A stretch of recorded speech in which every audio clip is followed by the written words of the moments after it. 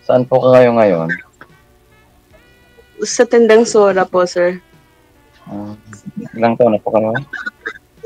I'm 42 years old. May anak po kayo? Iya, meron po. Ilan ang anak na po? Apat po sila, malalaki na. Okay lang po sabihin? Okay lang naman.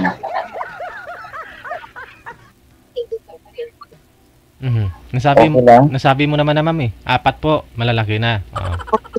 Okay. Yung isa ko is isang seaman, isang teacher, at isa yung nurse. Isa na lang po yung nag-aaral. How about you po? Yes po, opo. Di nandun kayo talaga sa Manila nakatira? Aya po, opo. Yan po ba? Dito tayo malayo. Probinsya ho.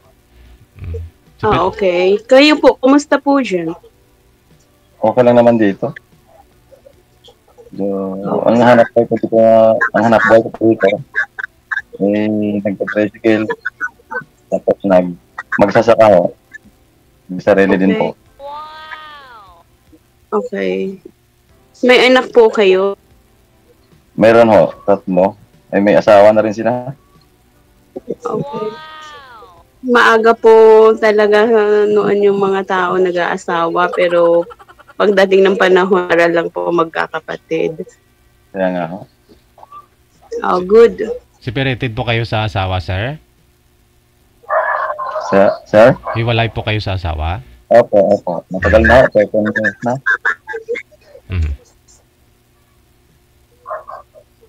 Okay. Ako po'y gusto ko sanang maghanap ng magiging kasama sa buhay habang tumanda. Kasi mayroong tumanda na nag-iisa. Okay. Ilan taon na po kayo? 45, ma'am. Okay. Ilang taon po yung panganay mo, sir? Ilang taon na ho panganay mo? 25 po, sir. 25.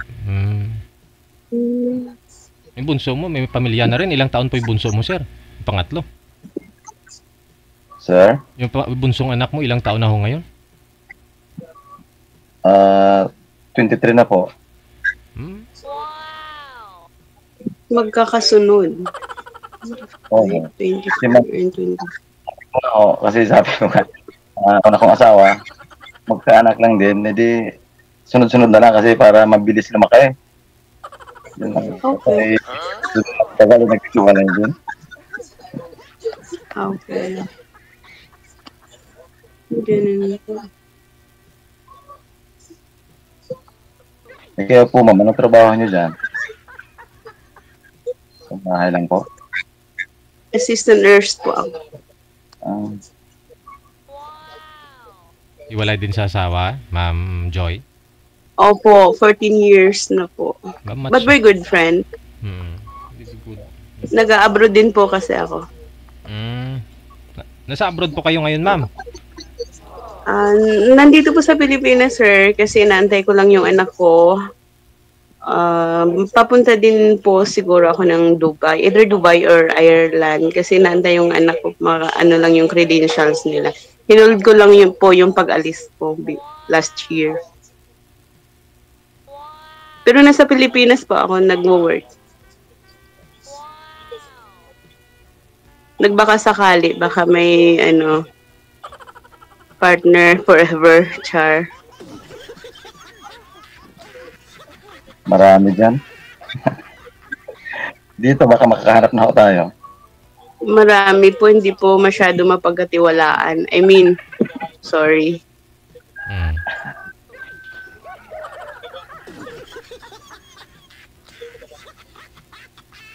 Kayo po, kwento po kayo.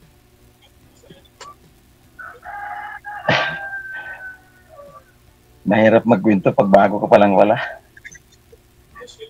Hindi po.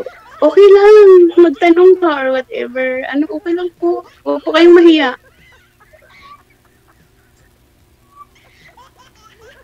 Ilang taon na nga po pala kayo ulit? I'm 42 years old po. Ayun pala kasi ng ano ma'am, ilang taon. Yes, opo. Yung babata pa ng mga anak mo nagkaroon ng ano ma'am, ng pamilya na rin, asawa. Yes po, sir.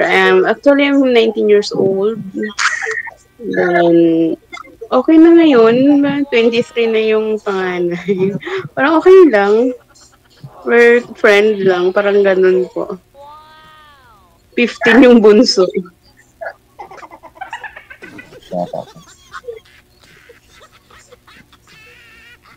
Kung saan ma'am, wala pa po kayong ano, boyfriend. Mahirap po maghanap eh. Mahirap din po mahanap, mailap. Kaya, pero dito ma'am, kasi marami ditong nag-ano sa sali eh. Baka makakita rin kayo. Ikaw na yun, sir. Andyan ka na eh. Nasa harap ka na eh. Nahihiya po sa DJ. But it's okay. Huwag kang mahiya. Live po din naman ito. Huwag kang mahiya, sir. Matagal ka na rin hiwalay, di po ba? 15 years, sir? Opo, sir, 13. 13. Tapos si ma'am, 15. Yeah. Newborn pa lang ho anak ninyo, ma'am. Naghiwalay na ho kayo, no?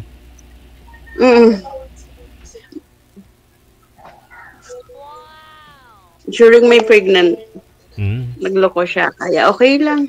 That's a part of life po eh. Kailangan move on. Marami dyan. Nahihiya si sir.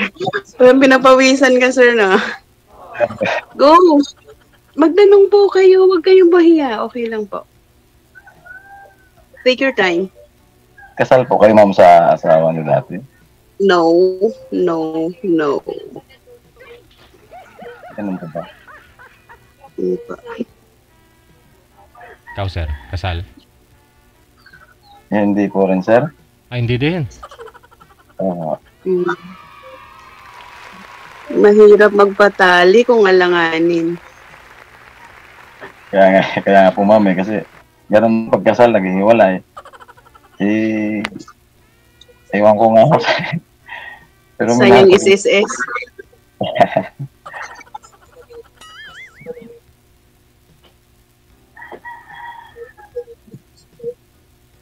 Po. Ano po? I love you. Nawawala po.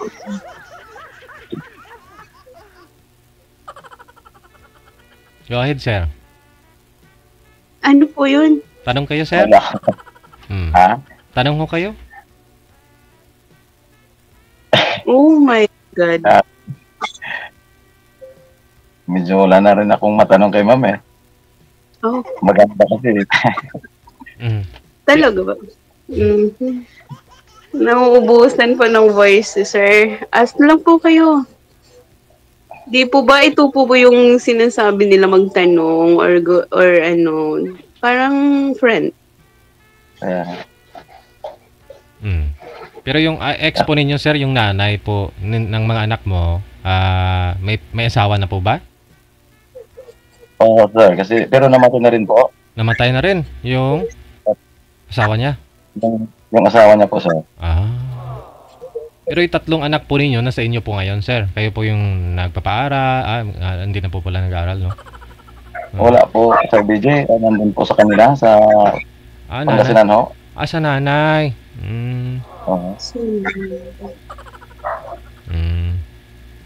Sa'yo po, ma'am? Dati ho. Oo. Dati ho, Sir DJ na nandito sa akin.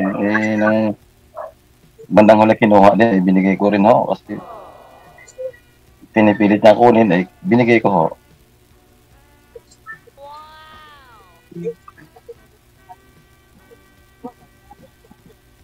Kayo po ma'am, nandyan sa'yo yung anak ko rin na isa. Nandito po yung dalawa sa Manila, yung dalawa nasa Ilocos. Mga yun pala po. Aba. Pang ilang sali nyo na ma'am dito sa ano ni Sir DJ? Nag-try po, nag-try po ako na makatok po or maka-online, just like this lang po. Then makahanap ng friends or hindi naman nagbaka sakali naman po. And thank you kasi isa po ako sa napili ni Sir DJ. Yeah. Thank you din kasi ikaw din na kausap ko sa ngayon.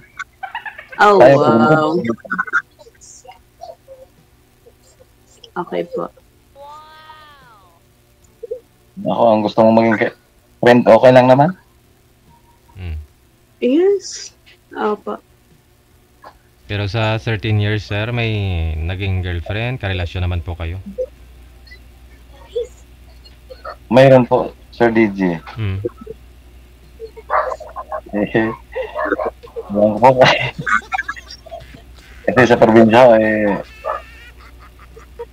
medyo ang dito ay bigla akong iniwan. Nandyan din sa Maynila ngayon. Medyo matagal-tagal na rin. Confidential. Kasi dati kasi yung cellphone lang dito na ginagamit sa probinsya, yung keypad lang ho. Nung nagkaroon ng ganito ho, ng touchscreen na. Medyo nagkaroon siya ng chat-chat. Kasi maganda palang may ganitong cellphone sa isang tao. Marami kong makakilala. Opo. Nung nagkaroon siya ng biglang nag-back. Wala naman ako magawa kasi nung una kasi nagpaalam sa akin na magtatrabaho lang daw siya.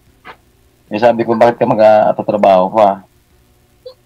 Sabi ko po sa kanya, hindi naman kita pinapabayaan. Lahat naman ginagawa ko na. Hindi naman kita pinapahirapan. Pagkain, hindi naman tayo nagugutuman. At pumili ko sa, nagpaalam talaga na umalis. Ngayon po, pinayagan ko na rin po kasi namimilit Nung umabot ng mga 2 buwan, kumontak naman sa akin na gustong umuwi, binigyan ko naman ng pamasahe ng 7,000. Nung nakauwi naman po, bigla naman umalis. Hindi na rin ako naghabol.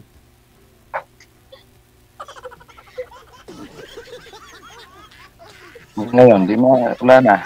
Hindi po kayo nagkaroon ng anak doon, sir? Nagkaroon din po, sir. Ilan? Isa ho ay namatay. Namatay. Emotional. Si Sir. Kaya nga ako, ma'am, kasi ako po maraming problema. Kaya po pumali dito sa Sir DJ na para naman po kayo malibang.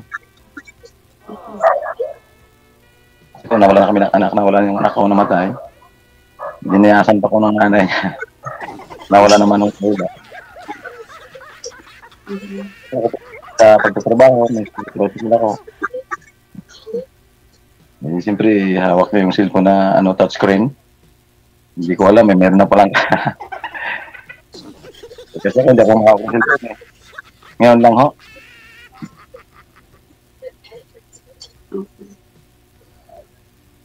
Kaya po ma'am, bakit kayo naghiwalay ng asawa niyo po?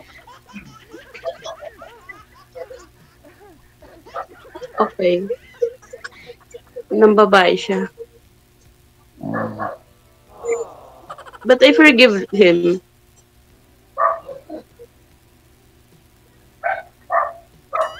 Ganun lang po yun. Pag iniiwan ka ng isang tao, patawarin mo. And dapat, tanggapin mo. You have to move on. Kasi, ganun po talagang buhay. Yun yung magpapatibay ng pagkatao mo kung hindi ka nasasaktan. Kaya kayo po, nasasaktan po kayo ngayon. But at the end of the time, magiging masaya din po kayo. Huwag niyo pong isipin yun. Kaya nga.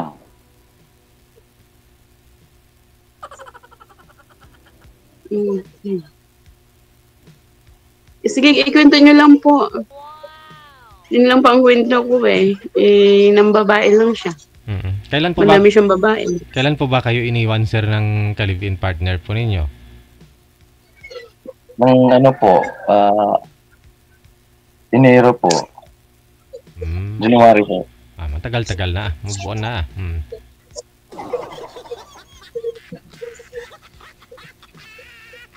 Makamabunsan ako. Sir. Ito talagang makamabunsan. Ba't ho kasi namatay po yung anak ninyo, sir?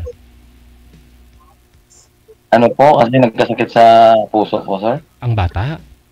Opo, Sir DJ. Naabot naman po ng 1 taon bago namatay. 7 years old po, Sir DJ. Jesus. Malaki na Malaki sir. na. Kaya pala emotional about the kids. Opo, sorry po. Pag magkatuluyan kayo ni ma'am, gagawa na lang kayo ulit. Sana all. Sir DJ. Oo umiyak na si sir. Oo. Sir, Emotional na nga po siya, kawawa naman. kailan po ba namatay yun, sir? Anak mo? Mag 3 years na po, Sir DJ. Kaya pala parang pariwara na yun. 2000. 2001, oo. Kaya pala parang yung nanay, parang siguro, yun ay tumulak din sa kanya kasi total, wala na ako kayong anak. Gusto niya rin siguro magpapag-isa sir, no?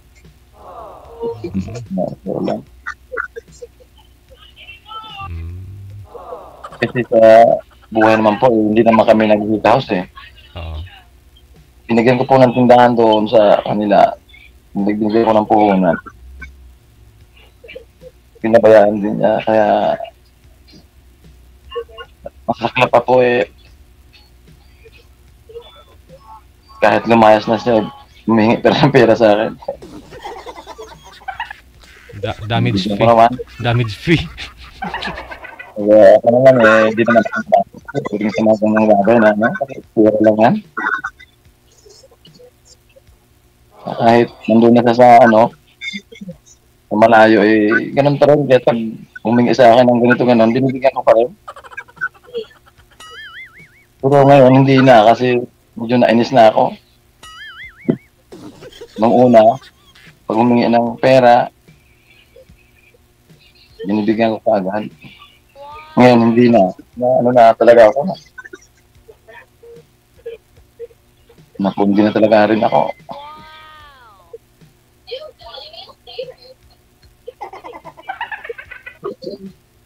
Para tayong nag-ano. Okay, sige po. Ilabas niyo lang po yan.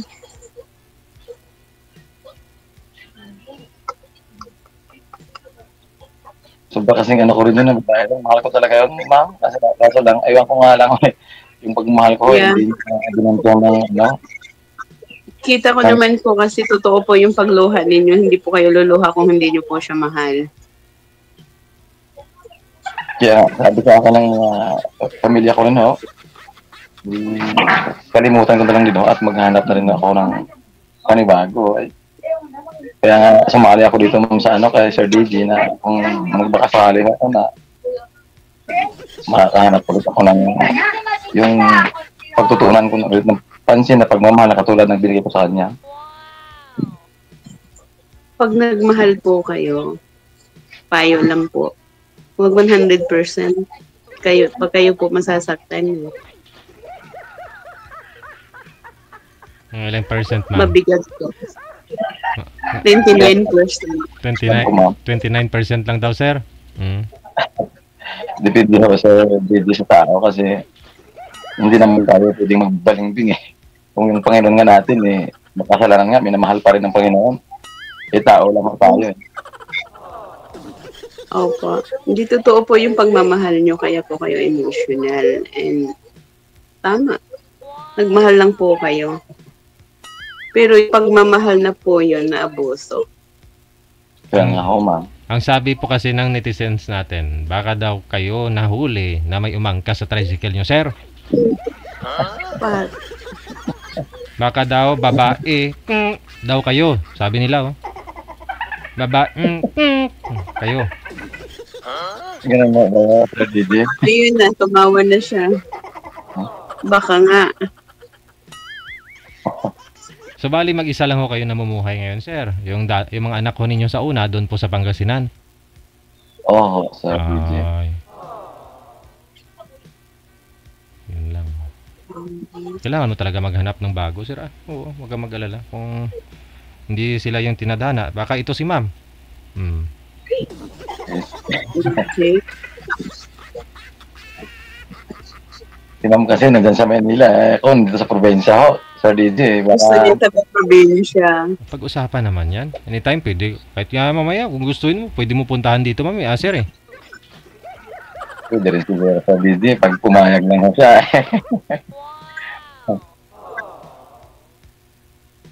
Tandang Sora po kayo, ma'am, no? Yes po, sir. Ang work ko is Tandang Sora, but I live in Fairview, Quezon City. Mm.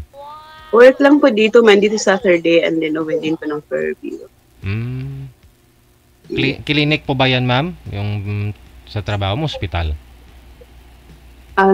Private po ako, sa home base po ako ngayon. Dati po ako nag-work sa St. Luke's po dati.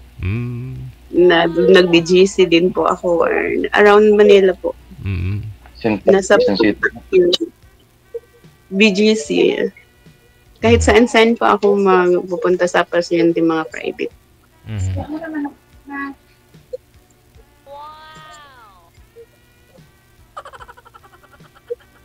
Nagawi ka naman na dito sa Manila, sir.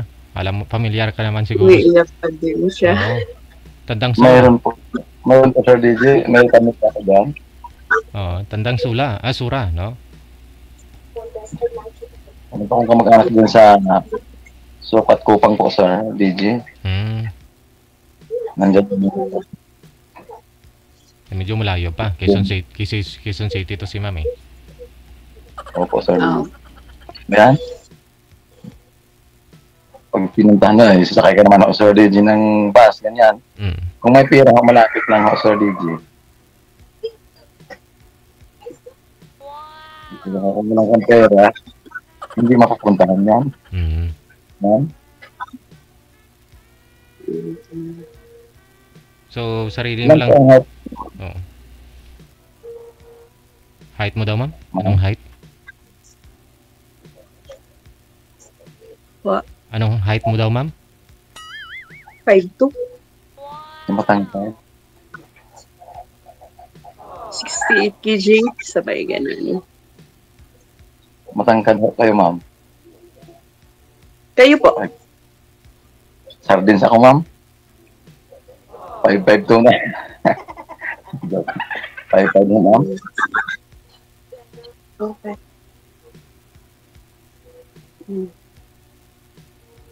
Enjoy lang po sa live, sir. Thank you po, ma'am. God bless you po. Kaya din po, sa business sa'yo. Okay lang po. May itatanong pa po kayo? Wala na ako, ma'am. Alright. Thank you, DJ. Salamat. Connected na po kayo sa isa't isa. Pwede po ninyo ipagpatuloy off-cam ang pag-uusap ninyo.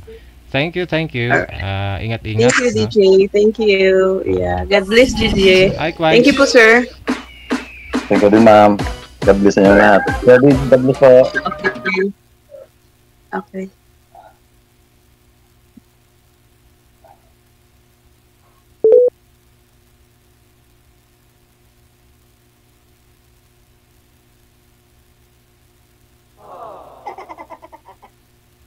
Ang huling salita, God bless.